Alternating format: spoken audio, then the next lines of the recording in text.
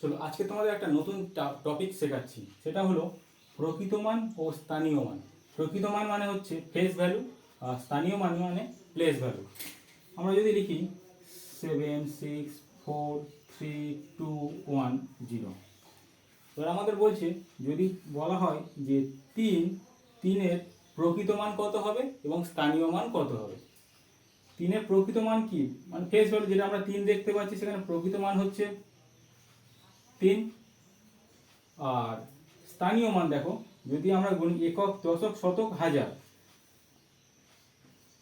3 বসছে আর বাকি যে 3টে থাকছে সেখানে 0 বসে যাচ্ছে।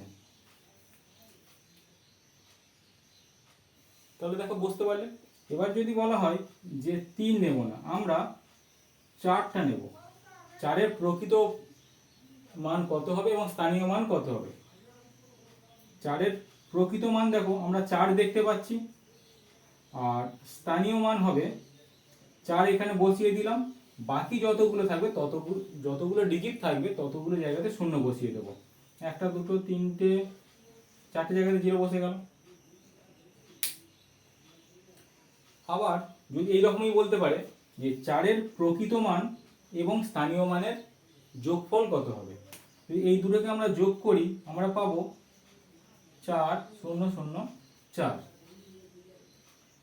যদি বলা হয় যে 4-এর প্রকৃত মান এবং স্থানীয় মানের পার্থক্য কত, তাহলে এখান থেকে আমরা 4 বাদ দিয়ে দেব।